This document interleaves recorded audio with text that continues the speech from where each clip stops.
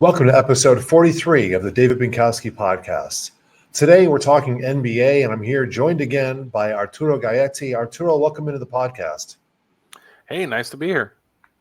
It's great to have you back again. We're back from a long hiatus, and we're about to dig into the Pistons, my team, the Pistons, because they're on this incredible kind of start. Last year they won 7 games. I think it took them 50 games last year in a horrific season to get to 50 wins, but the new season, new players, new coach, new GM, new everything. Can't forget Fred Vinson. So, Arturo, I had you run some stats because, last night's game notwithstanding without Cade Cunningham, the Pistons have had this upward trajectory.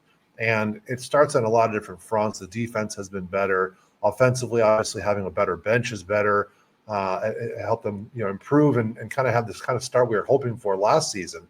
But I want to talk about last season with you and then get into the numbers for this year. So, before we started recording, we were talking about kind of the roster from last season and the massive changeover that happened. And you had a really good perspective on while it was horrible for us fans to watch, and I didn't even podcast last year. It was that bad.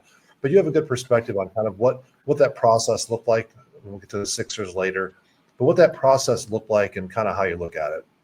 Well, one of the things you have to think about when you're building these teams out and when you're doing a rebuild for a basketball team, for an NBA team, is that you want to get teams go like this over time, right? So they start, get a young team. The team is going to get better and better over time. Your key stars are going to improve just because, there's this thing called the 10,000-hour rule. The more they play, they're going to, get to their physical peak. They're going to improve kind of their skills as NBA players. So part of the job is when you assemble a core, you identify the players who are going to be your core guys. You're going to improve and you're going to set them up for that. But there's going to be a point in that rebuild when the team's going to suck because everybody in the team is going to be young. You're not going to have the parts around them. It's crap. And what I think the Pistons is very smartly, and a lot of teams have done that and do that very smartly, is the better teams is that season. You want to have as many people on the roster as possible, and you want to just keep you're treating it essentially like an open call tryout, right? Just get as many people in the room as you can, figure out who's good and who's not, and find players you can basically plug into the margins. If you look at the really successful teams in the NBA over time recently, over the last decade or so, they're teams that are very good. Not just at identifying the core, but identifying guys and developing guys to plug in to as the 6th, 7th, 8th man in the rotation, right? Consistently, Thunder, the Thunder is an example. The Celtics. Well, actually, the Lakers are actually a great example of this, where even they exceed their kind of ratings a lot, or they do better than you think because they have this really good system of finding guys and training them to play NBA defense and take threes, right? They keep finding the Alex Caruso types, where they plug them into their G League team, and they're guys who have some talent and have some physical ability, but are very raw, and they plug them into that system and teach them how to kind of play competent defense and do things that add value. And I think the Pistons. And when we look at some of the stuff for them is the trick for them is going to be finding. I think they found some guys, but finding more guys to plug around because again, the NBA season is very long.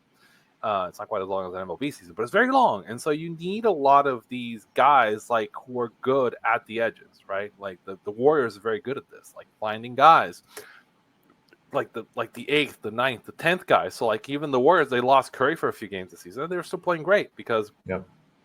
As a team, as a whole, they have a bunch of guys who kind of can step up and do positive things, and I think that's kind of be the struggle. The Pistons are in a point where they're scrappy, right? They're gonna compete in the East. We're gonna talk about that, but they're gonna compete in the East. They're gonna be when I say compete, they're gonna compete for a playoff spot at the bottom of the East, and that's a good place to get to for a team where the Pistons are. But the next step is okay.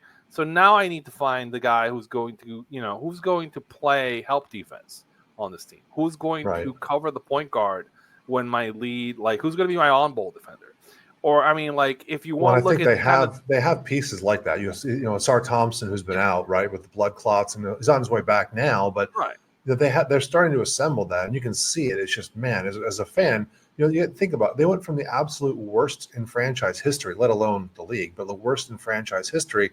To granted, the East is down, all that narrative, but they're in the middle of the pack from being the worst team in the league. And like, to your point, the point of the whole restore under Troy Weaver was to accumulate assets and talent. Now, we can argue about what assets they accumulated and how that worked out, but that was kind of the whole point of last season. Granted, coaching, all those things didn't really help, but that was kind of the point. So it was going to be this bottom out kind of scenario to hopefully then build up again. I think a lot of fans, including myself, were frustrated by it because it was terrible to watch. Watching your team lose by 20 on the regular or more, and not just not be competitive. Whereas this year, JB Bickerstaff has turned this team into a team that plays defense, into a team that has effort. They actually have some schemes. There are adjustments they make throughout the game. And the thing that they're missing, in my opinion, right now is that Asar Thompson disruptor type. They need somebody out there who's just like, you're not getting past me, point of attack guy, able to actually disrupt a game. Something like what his brother's done in Houston, Tari Easton and all that. Yeah. That team is even further. That team is even they're further along. Exactly. So I want to get to your numbers. The counter example in your own division is Milwaukee. Milwaukee's going in the wrong direction, because if you look at the Milwaukee, they have Giannis, but if you start looking down, that team does not have the guys who can step up and like cover and help on the ball or like help on defense. And so like it winds up that Brook Lopez and Giannis are having to cover like every single freaking role in those games, and teams that are smart when they play them will challenge them on defense by like throwing different schemes and going at Dame and going like just put them in trouble because they don't have the pieces anymore, right? It's an older team. They don't have these guys, and they didn't move the pieces they had to get better pieces around them. Another counterexample is like think about like the Warriors. I mean, they've moved on from guys, and they've plugged in more guys, because sometimes this is an issue of sometimes it's about getting the stars, but sometimes it's about you need to get the role guys in, right? Yeah. So think about like the best teams in the league have a lot of role guys who can kind of step in and do things, and that's kind of really important. And I think that's kind of what the Pistons are to me. Is I think their stars are on the right path, but they need to find those other guys that kind of like get you to the 45, 50 wins, that kind of thing. Yeah, well, I want to get to this because you mentioned this earlier. You quickly brushed over this, and I think Pistons fans will be really interested to see this as to where your projections have. And again, these are odds; they're not guaranteed, but statistically, this is where you have them finishing out. Based on what they're doing, we have them as like a 38-win team. And they're basically right in the middle of the pack. They're going to be right in the middle for like possibly a 6 seed, possibly a 10 seed. Now, there's a couple of things in there. If you look, like Philly's floating around there. We don't know what Philly's exactly going to be. We don't know exactly how healthy Miami's going to be, whether they're going to blow it up. So, I mean, like, I think where the Pistons are going to be is they're going to be in the middle of the pack for the play-in basically to the last day of the season. There's a chance they could get a 6 seed. I was talking to David. I think the goal if you're a Pistons fan, the goal is you want them to win a play-in or a playoff game, right? Yeah. And what I mean by that is the ideal situation is, and I think look, just being realistic. What you want is you want them to get win some play-in games, maybe get in, and not get swept in the first round, right? And I say that because the probability is like the first round you're going to get something like, it's going to be Boston, Cleveland, or even Orlando. Orlando's actually pretty good. I mean, like, so you're what you want. This is the season where you want them to get blooded. You want them to get wins, like get into like some high pressure, high stakes games in the playoffs. It's like some elimination games late in the season. And it looks like that's going to be the case for that. If I was the GM for the Pistons, right? What I'd be trying to do is possibly see if I can find some vets on the cheap that maybe walk from the contracts.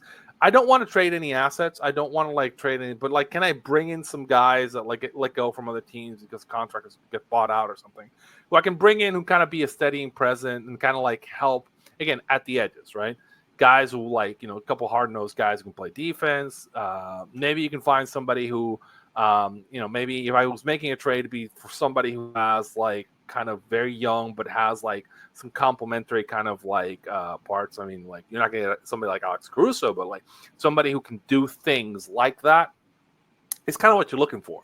I mean, I'm and we'll get into the specific improvement for the different players, but find that the improvement that guys like Cade have shown this season are the kind of improvement you want to see. Like Cade is still not an efficient offensive player consistently, right? Right. But right. That's so really much the lament of Pistons fans. The turnovers are there, which you're high usage, high turnovers. Made the rest of his game better to the point that he still plays at a star level, even when he's not shooting well, which is really, really, really good. Like this is the kind of thing that you like. Hey, I'm a Celtics fan, and I'll point you to Jason Tatum. Like even when Jason, like sometimes he doesn't do that, but like when Jason or Jalen don't play great on offense, right? Jalen in particular, like, is going to be doing all these other things, and these other things are things that still keep the team at a supremely high level. So the kind of growth that Cade is showing, where like he's playing great defense, he's like doing great things on rebounding, like he still has to take care of the ball better, but he's doing the things that you have to do, kind of the rest of the game, to make yourself consistently night to night a star level player, even when you're not shooting well. And I think that. Like when I was looking at Cade early in the season, I was like, "Oh, that's interesting," because that's the kind of thing that like raises your floor, right? So, like if it's the kind of thing that even when the team isn't there, like if you're doing these like all these other things, they'll still make you and your team competitive on a night-to-night basis, which is I think where they are. I mean, like they're in a place where like they're competitive on a night-to-night basis. And let's get into the stats you mentioned, because you talked about Cade and you talked about his improvement and the team in general. So if you have those stats available, and I think this is one of the things that Pistons fans have wanted, and there's a lot of debate. If you look online, and I believe that what people say online is true, but it doesn't represent an entire fan base. People are still going to games. People are still all those things. So people can be mad about whatever it is, the coach, the players, whoever, but people are still going to games. The Pistons' attendance is nowhere near the bottom of the league, even though they are not at the top of the standings. And that was even the case last year when they were terrible. But I wanted to look at the stats that you have specific to how these players are doing better and all those things. So if you can grab those. Yeah, I'm gonna give a quick response. This is just think about it like how you get grades in a percentile. So this means if you're better than 50, that means you're good. If you're lower than 50, it means like you're less than the rate, right? So this is general for Detroit. And the thing is, Detroit's actually looking good across the board in most of the stats, which is good. They're in the middle of the pack. They're not exceptional at anything really. The one thing is they don't take enough threes, and they do actually shoot them well when they do take them. So they are a little bit lower. That red is they don't take enough threes relative to the league average. They're also not great at like handling the ball, and we'll get into that when we look at their prime guys. But like if you start looking at like say Cade, right? So I mentioned like the big thing for Cade, and again, Cade is a younger player, so we do think that he still turns the ball over a lot, right? That's something that like, and again, younger players are going to do that. That's something that like as they get older, that it does actually like it's something that they get smarter about. Like, it's particularly a guy who's like doing a lot of like he uses a lot of offensive possessions. So he's like he's driving, he's having to shoot a lot. So turnovers are going to be part of that. But you do want him to get out of that. Like 2.6 percentile is bad. That's right. Well, then that's the thing he needs to like. That's the thing he needs to figure out. And I think part of that is I think there isn't a great ball handler or like point guard on the Pistons. There isn't somebody who is, you don't have. I think we were mentioning Houston, and if you think about Houston did, they went out and got like some decent ball handlers to put around like the young guys, and I think that's something that like I think is still lacking when we look at this team. The other piece too is that when you have a team that again last season it was very apparent, and we even saw it last night with the Magic, with Jaden Ivey, that when whoever it is driving, whether it's Cade or Ivy, they are not even used to looking for a shooter half the time because they think they have to do it themselves. They think that it's a one-man team. And Cade in particular has gotten himself into these situations where it's like as soon as the double comes, as soon as they collapse into the paint, they're not kicking it out. Now they're better at it this year than last year, much better because they have options. Last year there were no options. Cade is 99% on his list now, so he's gotten like really good. Like if you look at the things you do, or like assists, you do the rebounds, you do kind of like how he's playing defense. He's like all that stuff has improved. Like he's a good defender. He's like doing good rebounding. He's like, again, the issues, as I said, like I think what they probably kind of need is I'm trying to remember. I'm blanking on the guy they traded for, like the guy that moved from Toronto to the lead point guard for the Rockets. VanVleet. Fred VanVleet. Wembley. They need, like, again, you're not. That's like the kind of player you need, like that veteran point guard presence, or somebody who can kind of like take the ball and handle it, like Chris Paul on San Antonio, and he's done it in previous teams. That kind of guy, or somebody like that, is probably kind of the thing that you need for the next. So like a hard nosed point guard who can kind of handle the ball in like difficult situations, like kind of like slow it down and run a half court set. Because I do think like that's the thing that happens with some of these younger teams, that running the hard, like when it slows down, when it gets into the playoffs, when it gets into like these half court sets, they don't have the experience or the ball handling really to kind of move the ball around. Like, so when teams get physical defensively, because it's like, and that's, again, this is kind of how you grow and how you get to the next level, right? So like, that's kind of the gap. So I see a lot of improvement. The things I see are the kind of you would see for a young team. Like, so if I look at Ivy, what they had last year in particular that would have helped this was Monte Morris, but he was injured for most of the season, didn't play at all, and then they just let him walk. So that would have been a perfect fit for this team, especially for the second unit. Now, not that the Cade Ivy stagger has worked. The numbers are good. But to your point, it can't always be Cade. It can't always be him. The problem is you probably would have had to give something up to Morris, or you would have had to like pay him. And like, so I get from a timing perspective, right? As I said, you want somebody you can get who gets bought out. You want somebody who you can get who kind of comes in. You're not in a season where like, this is not a season where you put in the chips, right? So like, this is a season where you develop what you have in house, and you look for guys you can bring in to help kind of train up the guys that you're going to keep for long term. And I think it's a question. Like, you have to think about, can I keep this guy for 5 years? He's going to be on the team for 5 years, because like, this is a season for building, not for winning the title, right? And it's hard. Sometimes it's hard, but like, it's a season for building successfully. And what you want to do is you want to get people reps. You want to get people who are going to be around in like 2028 reps now, right? So you want to figure out who's going to be that, who can help, and that kind of thing. So I get that logically, right? It isn't, it's a long term versus a short term. So don't you also have stats on the entire team as well that you can share? Yes. Yeah, let's look at that, because I want to show Pistons fans are quick to criticize, like Jalen Duren as an example. He's one of the hot topics on go to any social media platform, and it's trade Duren, cut Duren, it's complaints about Duren, it's all these things. Jalen Duren, who's just turned 21 the other day, by the way, and there's an issue that's there sometimes with the motor, the intensity, all those things. But then you see the flashes, and you're like, what is going on with this kid? So let's talk through him. I would say, okay, so Duren is a guy who's on a second season, and then you're looking at, okay, so how is he doing? And I think he's showing progress, right? So if you look at him, he's a guy who is decent scoring. His handle's, like, for this team, his handle's not bad. But again, I think part of that is because there isn't a strong ball handler on the team. Even if you're okay, that's going to like drag you down a little bit. So I would say that, like, honestly, given that he is playing, for my numbers, he's playing well, right? And the team is doing decently. This is not a season where I would not cut bait on him, right? I mean, does he have things where he can improve? Yes. He again, as I said with the rest of the team, he's like turnover prone. He's not a high usage guy necessarily. Maybe you don't want him to be that, but as I said, there are things he does well, right? And I think where you want to sit is, think about his contract, right? So you're 2 years away. So 2022 draft, right? So 2022, 23, 22. So he's on the third year. Third year. So he's due to be paid now.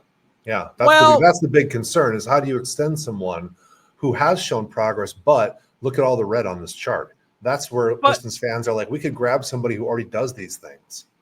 Again, can you get, like, you're still, even if you pay him, you're going to get him on the cost control, because he's still on like rookie scale. So it's tricky. I'm actually like checking to see which pick he was, right? So, because that actually does make a difference. 13th overall. So, I mean, like, your mandatory salary is not going to be that bad on the extension. It's, and I've given advice to teams, like, in this particular situation, is you play it, like, the advice is you play out the string unless somebody like knocks off. The two reasons you wouldn't, right, is if you have personality issues with the player, right, or somebody knocks your socks off with an offer. right? So what you want to do is you kind of want to put him in situations where he's going to so you're going to see what he's going to be. Would I cut bait? No. I mean, like, like I said, it's tricky. It's like you're sitting in a situation where, like, is he, like, I'm going to look at, like, the historical one. So here we go. We're, like, looking at Duren and Ivy, and both Duren and Ivy have both improved, right? Yeah. For the season. And Cunningham, they've all improved this season. So given that, right, you have to kind of sit there and go,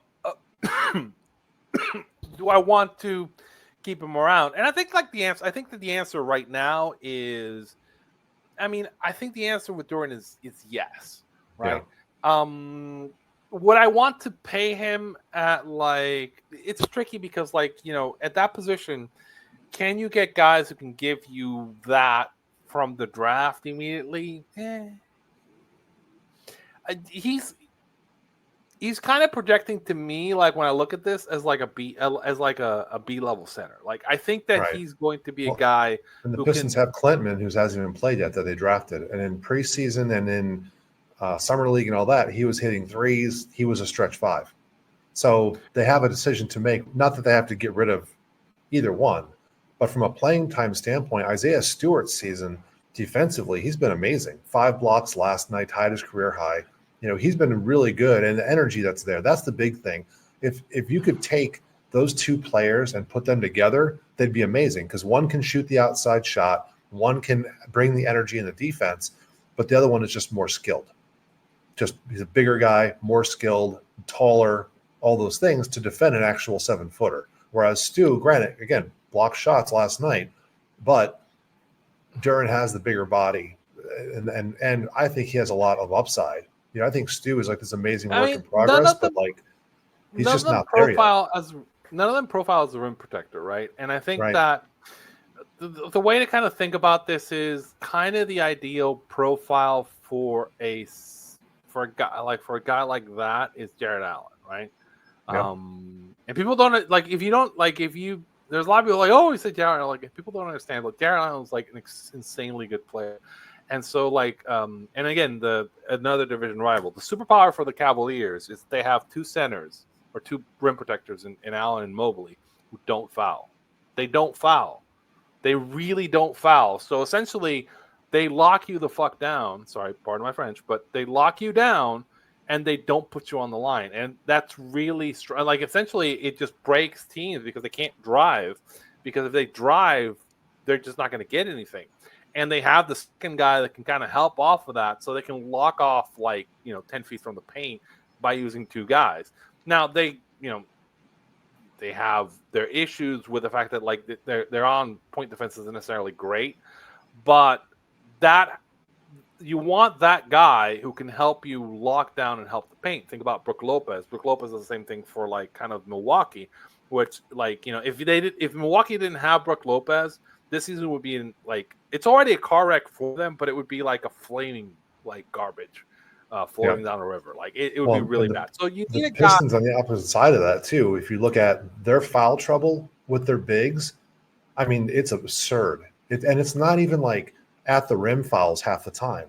They're getting fouls for, like, setting screens, like dumb fouls between Duren and Stewart. And if you can't stay on the floor, now we got, like, look, I don't hate B-Ball Paul. I think he's a nice third. He's probably the best third center in the league. But, like, he should not be getting this many minutes, and we shouldn't be in this situation where Tobias Harris has to come in at the 5 potentially, because our centers can't stay on the floor because of dumb things like setting screens. I mean, it's the most basic. They think that, I don't know who internally is teaching this, but they think that the only way to set a screen is to get your body in front of them old school style and get broad and make contact. And if you watch every other team in the league, their centers get out on the 3-point line and will just touch somebody. They'll do these slip screens where it's just enough to make the defender think for half a second, do I have to go over, under, make contact? That's all it takes sometimes to get around it. And if you watch the Pistons centers, it's like, no, I have to rail this guy every time. And it's like, if you're going to do that, then at least do the Brook Lopez, shuffle your feet, and dance around the 3-point line to drive them 4 feet away. But they're not even doing that. They're making hard contact, dumb fouls, and so these guys are always they're the exact opposite of what Cleveland has from that perspective. I actually tell people to watch the Lakers, not the bigs. So I'm talking about the help defenders on the perimeter and how those guys play defense, because the Lakers are teaching defense very differently. They're teaching the thing they're teaching is they're teaching basically don't use your arms. They're teaching defense like it's soccer. So essentially, instead of using the arms out, they're doing this for contact. So essentially, they're using kind of this, and I say soccer style defense because in soccer, if you touch the ball, obviously, then you get a red card. So what you're trying to do is you're basically trying to use your arms as an extension of your chest, right? Yep. So if you look at how they're playing defense and why they're not getting called is they're making contact, but they're making contact by using kind of extending their chest and kind of using and making, as you say, making the players think. And getting back to the conversation around bigs, essentially, they don't need a high volume big. They need somebody who can, again, the Brook Lopez type, the Jarrett Allen type, somebody who can kind of defend different positions and kind of be the anchor on defense, and occasionally, the Aaron Gordon type, occasionally come in and do some things on defense, but you don't on offense, but you don't need them to be this player that does everything. Al Horford is like that too, where it's a guy who it's underrated because he anchors your defense and he's solid at if he needs to help, he helps. If he needs to come up on the ball, he can, and he can also do things on offense, but it doesn't need to be kind of this thing that's it is a tricky thing for you to find. I'll say that it's probably, if I were on their end, I'd be looking around to see if somebody who fits that profile is available, right? They don't need to solve this problem now, but I do think that the answer is do I want to pay a big man that I'm not necessarily going to use, or isn't a good fit for my roster? It gets tricky because again, it's the whole kind of sunk cost fallacy. I sunk the money. I'm more likely to walk away or advise the team to walk away. But yeah, I mean, I think 21. That if you do, 21, and I think one of the things that's difficult with this team, especially if someone of his age, of his experience with the coaching he didn't get last year and all those things. These guys were allowed to basically do whatever they wanted last season. There was no leash for some of them. For some, like Jaden Ivey, was extremely short. These guys literally got nothing out of last season, almost nothing out of last season. So, be a big guy, be a rim runner. One of the things that JB said that I loved going into the season was you are going to know your role going in. And I think there's room for someone like a Duren to expand his and all those things. But, they basically said, look, don't do the things you're not good at. This is not the lab where we want you to be doing things that are five steps removed from your core things that you're good at. Just do those things. And if you do those things, we'll be competent. And that to me is what he got in trouble last year doing that to some extent. And he's shown improvement because he's stuck to more of the things he does well. Now, again, I believe there's an issue with Duren in particular, where if he's not engaged on offense, and this is not just him, this is all centers. You can look at any level of center across the board, a traditional center. If you're not going to involve them, then they checked out. They're just checked out mentally. So if you get him, if I were JB, I would open every game by getting Duren a lob, by getting him some kind of easy possession on offense so he scores. Now he's mentally checked in. Now he's ready to play. But it's very clear when he's not playing well offensively, he has no interest in playing defense whatsoever. None. Yeah, the classic example of that was Perkins on the Celtics, which is they would get him. They would figure out a way to get him a touch early. It's a tough job. I play center, and it is a tough thing that every time I go up and down the floor, I'm going to get hit. I'm going to run up and down the floor multiple times and maybe not touch the ball at all. At some point, I actually have said this playing here. I've said, and I say here where I live, I've actually said to my teammates at halftime, why am I here? Why am I out there? If I'm just there to get rebounds and never play offense, or just block shots and never touch the ball on offense, I'll just stay on that end of the floor because it's pointless, right? But I thought it was interesting you said about different players, and the Pistons have had a lot of guys. The changeover from last year to this season has been incredible. And again, we talked about the reasoning for that. The reason is you got to see you got to take some flyers on some guys, see who develops and all that. I thought it'd be fun to play a little game, Arturo, and then we'll try to do this rapid fire because there's a lot of guys. Otherwise, this would be a whole podcast in of itself. But I thought it'd be fun to go through the list of former Pistons from last season who were on this roster and play where are they now. Are you ready? Yes. All right, we're going to start off with an easy one because I just saw him play. Marvin Bagley III, where is he now? Marvin Bagley III is playing for the Wizards. He is for the Wizards. Let's go rapid fire. Buddy Boeheim. I have no clue who Buddy Boeheim is playing for. He is in the G League. I'm not going to hold you, by the way, I'm not going to hold you to specific teams because, obviously it's just it's tough. Is he still technically in the Pistons organization? No, he's with the Thunder. He's on the Thunders, the Blue. Yeah, he's with the Thunder. Bojan Bogdanovic. This should be an easy one. Injured, but Bojan. Wait, didn't he get picked up by? He was traded. Didn't he get picked up by the Hawks? I thought he got picked up by the Hawks again. Nope. This is you're thinking of Bogdanovic. Oh God, come on. Not fair. Former Nick Bojan Bogdanovic. Where's he at now?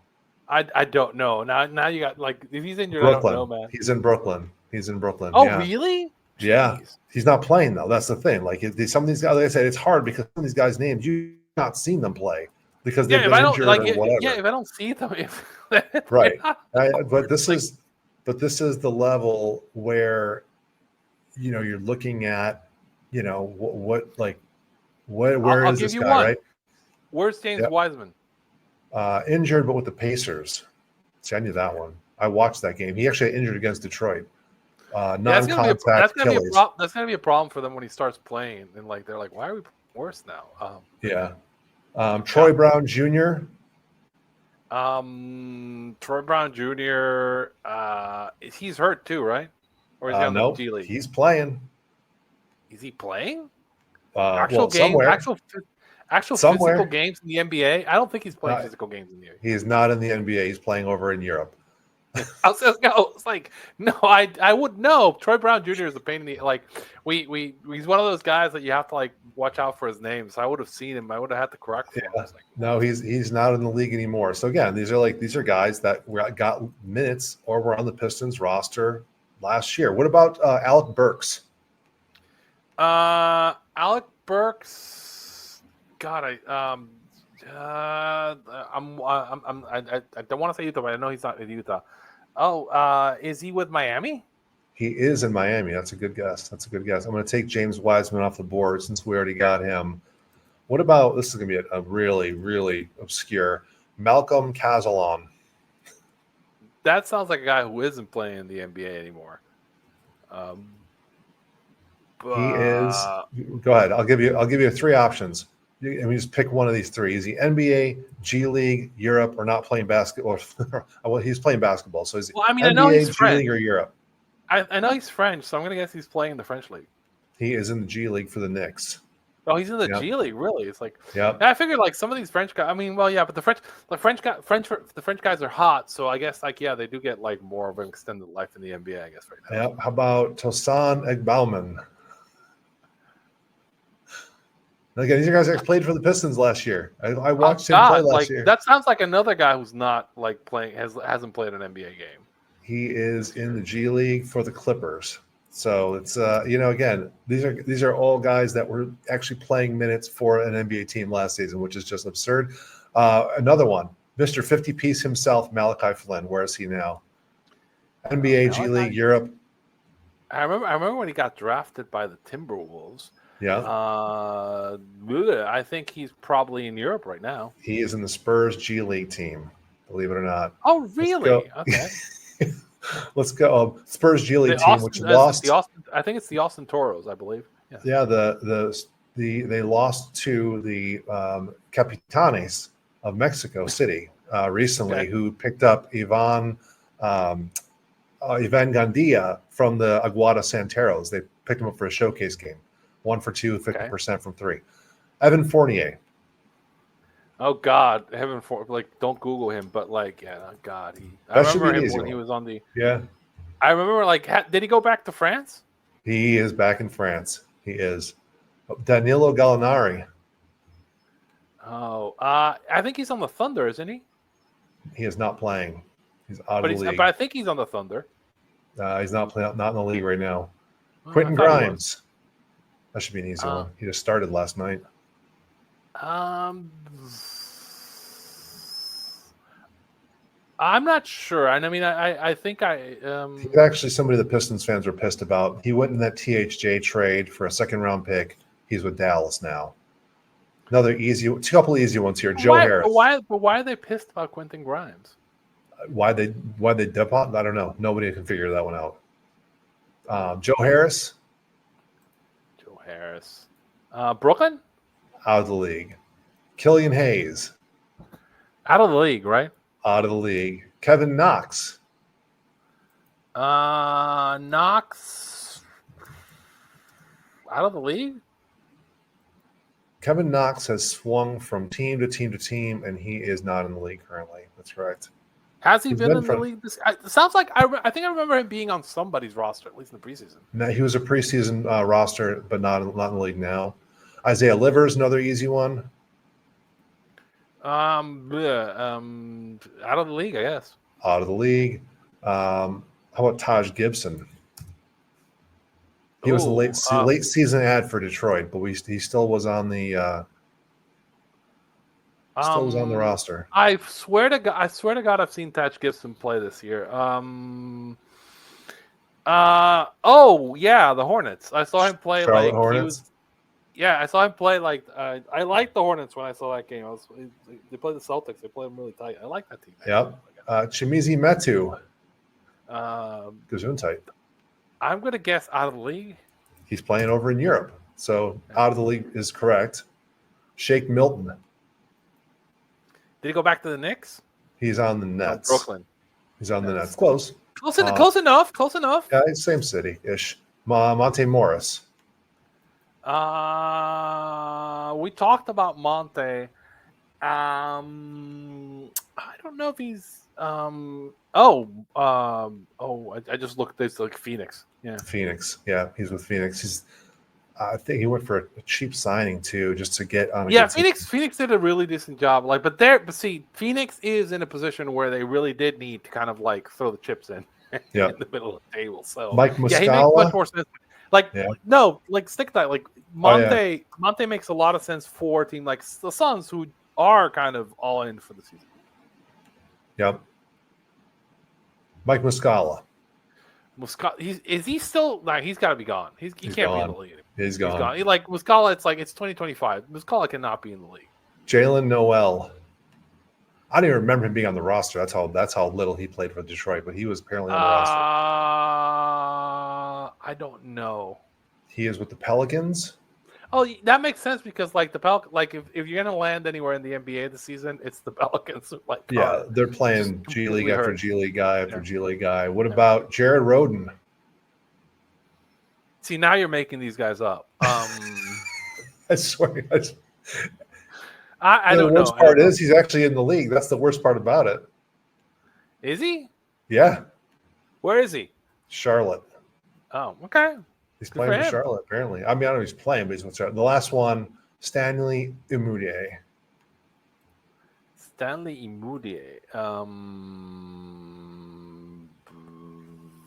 Milwaukee. I've seen him. That's right, Milwaukee. So, of all the players that they had last season, and I didn't do a running count because no one cares, but you have a handful of guys who are the 12th man on a roster, a couple guys who are actually playing, and a lot of guys who aren't even in the league anymore, which we talked about. That was kind of the point. That was kind of the whole point of this, was hey, get these guys in, see who can do what. It's just an audition, like you said. It's a live audition.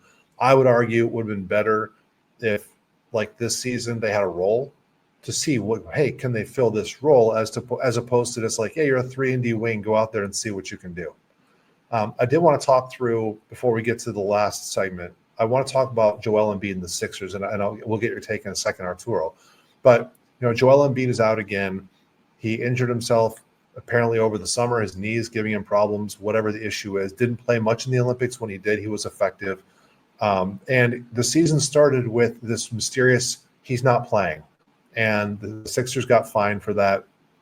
And I don't blame a player for taking care of their body. I don't blame a player for, being not ready to go. Because sometimes, well, in some cases, Ben Simmons, it's strange, but in some cases, you know your body better than anyone else. So if Joel Embiid says he can't play, I believe he can't play. I don't think he's a quitter. I don't think all those things. However, the one thing that I do have a problem with, and this is where coming out of this team meeting that just happened after another loss, the one thing I have a problem with is the fact that there's no accountability whatsoever in that organization. And now let's go back to the history of that organization, recent history, which is they brought in Nick Nurse. We've talked about Nick Nurse on this podcast. We think he's a good coach, but he's not somebody that players really love. In fact, that's why he's no longer in Toronto. Asking your guys to run from sideline to play defense and to go 100% all the time in order to be competitive is not exactly a winning success for the longevity of a coach. But even above that, because Nick Nurse is a good coach, I believe that. But even above that, the same guy that let James Harden determine where the team vacationed, stayed, all those things, practiced, is the same guy that's running the team for the Sixers. And Daryl Morey is a very smart guy. Daryl Morey is a great general manager, but is he a leader? You know, there was a quote from IBM from 1979. They said that computers should not be making decisions, that you should have humans make decisions. And in this instance, when you have an organizational failure of a GM and even of a coach where your players are asking you in a private team meeting to coach us harder, that's a fundamental organizational problem. So Joel Embiid, sure, he's injured. Shut him down, let him recover, and then make your run. You know, try to tread water until then and make your run for a play-in spot or the playoffs. But this starts at the top. And Arturo, I'd love to get your thoughts on the whole situation with Embiid, but in particular, you know, we've talked about Nick Nurse, like I said, the guy that Dwayne Casey beat repeatedly. Have to put that in there. But we've talked about Nick Nurse being a good coach. But you know, Daryl's someone who's smart on paper, but hasn't won, right? Doesn't have a title. I mean, I think that's overstated. I think that in Morey's defense, like there's, you know, it took some luck for them not to win the title for that Rockets team. That particular game where like basically their legs ran out, a couple injuries swung the other way, and they missed a shit ton of like threes, and the Warriors won. And again, like, you know, you can't do the what if, but like I think like the odds should have at some point. You would think that one of the times they would have like broken their way, and that's what happens. It's just the way life is. I would counter this and say, who would you say are the two guys who have the most minutes on the Sixers this year? For the most minutes? The most minutes. Who played the most minutes for the Sixers? I couldn't even because they've all been injured. Caleb Martin, Kelly Oubre Jr. Yeah. Who are really, I mean, I think I think part of the problem, or like the Sixers have a couple problems. I think that they went all in on Paul George, and the problem with Paul George is the guy who has been hurt a lot, and it's a very specific type of, like, he did this injury, and I remember this when he was playing like the season in OKC where he hurt his shoulder. And really, if you kind of look, he's had a lot of those. You know, I think effectively it's one of those injuries that kind of like recurs, and so he's not been 100%. He can get healthy for the playoffs because he can kind of like load manage a little better. He can kind of like take some cortisone shots and whatnot, and get himself in a place where he can kind of play pain free, similar to Embiid. But like the problem is that this team does not have the core that can carry them through a season where you load manage your stars. And a good counter is if you look at like, well, how are the Clippers doing now that Paul isn't there? And the Clippers are doing really well because the Clippers have like, Lou is a coach who's very good at getting a lot out of like those marginal players. And I think that like, I mean, I think Nurse is very good scheme wise. He's a very Spursy, I call it Spursy, like very good scheme wise kind of coach. But I do think that like the part of the problem in Philly is like the groceries aren't great, right? So like once you get past like a certain level, you got the top level guys, but there's no, like, this team does not have depth to handle the kind of injuries, the kind of load management that, like, you know, this isn't like the ideal scenario for Joel Embiid will be something like late career Tim Duncan, where Tim Duncan was on a team that like could afford to just play him 25 minutes a night, right? Yep. And rest him and like have him take days off so that like he can kind of rest and recover. And like the track record for Philly managing injuries and like managing players and that is very poor. If you remember the whole situation, God, what's her name of the number 1 pick that plays for Orlando now? The point guard. They picked him ahead of Tatum. It's a whole thing because his jump shot changed when he came out, and the Sixers wouldn't admit what was going on with like his injury, and there was a whole thing with the front office. But the point is, like, Sixers have like a really bad track record at how they manage player injuries and how they like divest that, and it's the whole thing. So there are probably organizations. I mean, I do think Morey kind of comes in and changes that a little bit, but there's still some of that. I don't think the Sixers are an organization that have been very good about how they manage that. They've not been an organization that's been good at, like, about the margins on players. I mean, I would say Maxi's probably the most recent success for that organization in terms of like finding somebody. Other than that, like, you know, it's not a lot. You're thinking of like, Markelle Fultz, by the way, who's also out of the league. Fultz, like who's also not in the league right now. Yeah. Yeah, I jokingly used to call him BMX, and the reason I used to do that, well, like, there's this his draft video, like, there's a whole thing about what is shot change and whatnot. But if you look at his draft video, he's really excited because he has this BMX bike I was in college. They wouldn't let me ride my bike, so he gets on his bike on his draft video, and it goes to a half pipe, and the video ends as he's getting on the half pipe on his bike. And then the next time we see him, we're like, oh, why is he shooting differently? Well, he probably like fell on his BMX bike and dislocated his shoulder, which is like a common injury for like. But like we can't admit that, right?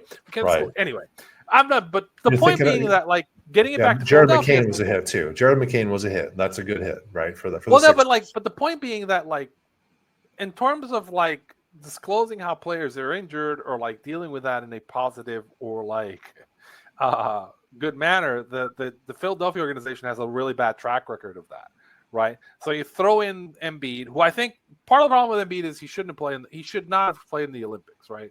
If I'm the owner of that team, I don't let him play in the Olympics because I don't want him putting the mileage on his legs, because there's a limited amount of miles that a guy like that is going to get. And like, if I was GMing the Sixers, what I'd be doing with, I mentioned Tim Duncan, what I would be doing with Joel Embiid is I would getting Joel Embiid in the same kind of program the Spurs got like Duncan, which is like, I don't want you doing weights. I want you doing boxing. I want you doing MMA. I want you doing stretching and yoga. I want you lowering the amount of weight you have on your body. It's the same thing that like the Mavs did with Dirk to extend his career out, which is like, no, don't put weight on, right? I want you to be lean. I want you to be flexible and I'm going to work on reducing the mileage on those legs because, you know, there is a time limit on like Joel Embiid's like knees. And I don't think he understands that. And he doesn't keep his body in a way that you would if you understood that, like, look, when you have that situation, you gotta reduce weight. If you look at, to again use an example in its own division, look at Al Horford. Al Horford is not a guy who is he doesn't put on a lot of muscle. He's a guy who's very lean, right? It doesn't mean he's weak, but he's lean. So that kind of training and changing the way you kind of prepare is, I think, something that's missed particularly with big guys, right? I think that's my fear with Duren, quite frankly. I think actually they've done a little bit. I've honestly think that the Lakers have actually done a little bit of that with like Anthony Davis, where Davis looks lighter now than he did a couple seasons ago. If you look at him, he used to be he got a little bit like, now he's like, both him and LeBron are like a little bit more lean than they used to be. And I think that's important because you want to get these guys where like you're not putting as much strain on the knees. And I think that's really important. George, I mean, I think the trick with George is it was always going to be a gamble with him because, as I said, he's got this recurring injury. The same thing was happening with Kawhi. He's like, he's got this recurring injury. It's not going to let him play like a lot of games. And I think it's going to get worse as it gets along. I mean, you still want him for the playoffs, but George is a guy who makes sense on a team that doesn't need him for the regular season. Right. Yeah. And the Sixers are the opposite of that because the Sixers have to, like, you can't have two guys be your top salary getters who can't show up for like 50 games. Right. Because What's the greatest ability? What's the greatest ability? Availability. Yeah. Right. I mean, there's a quote, though. The IBM quote is this, and this is my point about Daryl. And again, this is an organizational failure, in my opinion. The communication, the people management, all these things. A computer can never be held accountable. Therefore, a computer must never make a management decision. Yes. Because management requires managing people, right? So that to me is where they've had this failure. And this is where I don't know if, who in that organization, if Nick Nurse isn't a people guy and Daryl Morey is not a people guy based on James Harden's track record of what he said about him, then you have to find someone who's a people guy and do that. Now, the last thing I want to talk about with you, Arturo, is the All-Star game, because Adam Silver is making proposals, people aren't watching it, and the players don't care about it, even with a financial incentive, whatever. So there's all different ways we can go about trying to tackle this, but I thought it'd be fun if we came up with ways to fix the All-Star game, wrong answers only. Are you ready? Yes. Let's give it a shot. My first suggestion is that if it goes to overtime, that it's decided by playing knockout. Remember the old game of knockout? You stand on the free throw line and you just have guys shooting after one another, and whoever's left, that's the team that wins. Knockout. That's my first suggestion. Oh, God, that sounds horrible. Has to be the worst shooter on the team that takes the shots, though. You get to pick the other five guys. Each team gets to pick the other five guys, yeah. Big men only. Yeah, big men only knockout. I like it. Big men only.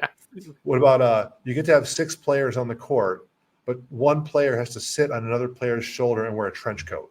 So you essentially have a 10-foot player out there on the court, but he has to wear a trench coat like the old, the old spy, the kids trying to sneak out of the parents' house into the movie theater kind of trick. Yeah, the BoJack Horseman character, yes. Yeah, exactly. Yeah. I mean, it would work kind of, I guess. I mean, a lot of goaltending. I don't think it's fixable. I don't think you get people to care about a game. This is like you just mentioned the wear and tear on their bodies. And this is a game that is literally just an exhibition. This is where the skill part works really well, because shooting 3-pointers is not a lot of wear and tear on your body. I would argue the dunk contest actually is, and that's why the younger guys are usually the ones who are participating in it. But they need more things like that. I don't know that the All-Star game itself is going to ever get resolved, because you can't. How do you incentivize it? Hey, we're going to make you. I think maybe once stem cells are legal in the U.S., then all of a sudden it'll. That's what they should give them. There it is. I think that the way to kind of do it. I think the way to kind of do it is to treat it as kind of like the things that sell are like the spectacles and like the games of skill. I would move the NBA Cup to the All-Star weekend, like the final, and just do the NBA Cup final there, and have that be the game. Like have the NBA Cup game, maybe run the semifinals on Saturday and run the final on Sunday. If you want to run an All-Star game, you run a short exhibition, maybe run, I don't know, either quarter or 2 quarters. If you want to have the All-Star game and name people to the All-Star, and there's reasons for you to name people to the All-Star team, you can have some sort of shorter exhibition that you run. But I would have the money game be the NBA Cup, and you tie that to the weekend, and we're doing All-Star NBA. We're calling it All-Star Cup final weekend, and you run like the Final Four. You run the 2 games, and you run the final. And then you run the 3-point contest and the dunk contest around it. You still have the weekend. People love the All-Star weekend. It's like the big. I've heard it called the Black Super Bowl. It's people love that game, and you still have the spectacle. You have that, and you make it into an actual interesting. Like the NBA Cup final is an actual interesting. You have the ceremony. You give it out. You have the 4 games, and then you get people playing. When you play the short exhibition, but it's kind of the All-Star game is gonna end up being more like that game they play with the. What is it? The Legends game they play? Sometimes they play Legends where it's some of the WNBA players, and so some sort of silly exhibition. Maybe it's half WNBA All-Stars and half NBA All-Stars, or some sort of whatever. I mean, figure something out. I think that the All-Star game itself, you can reduce. I would reduce it because it's I haven't watched an All-Star game in 25 years, right? I don't care about the All-Star. I don't care. It's pointless. It's utterly pointless. I do stats for a living. Having a game I don't have to give a shit. Sorry, I don't have to care about is great. It's like the All-Star game. Who cares? It's whatever. Yeah. It's not going to be good. It's not going to be competitive. That's what I say. If you want to do that and you want to highlight it, I know that Amazon was talking about moving. They want the NBA games later after NFL. run the Cup final, All-Star weekend, which is like typically happens like 2 weeks after the Super Bowl. Yep. Perfect. You run the Super Bowl, 2 weeks later you run the NBA Cup final, run an All-Star weekend, and then you put the All-Star game in the middle of it somewhere. You run Friday, you run the skill contest. Saturday you run the semis and then like Sunday you run the All-Star game and the final. And you run the All-Star game first, right? Yeah. Because the money is the NBA Cup final. You run the NBA Cup final as the and I just realized I should have had the NBA pay me for this. Offered to consult for them and give them, because this is this is what you do. You make the NBA Cup the focus of the All-Star weekend. You make it a big event on the weekend, and shit, I just solved the problem for them. And well, the other thing this season, I'd love to see King of the Court. Let's see it, Cade versus whoever. I don't care. He's my pick to win it all if he's healthy. But Arturo, thanks for coming on again to the podcast. Everyone, thank you for listening and watching. Again, if you're not subscribed, please make sure you subscribe. Give us a 5-star rating, and we'll see you in the next episode.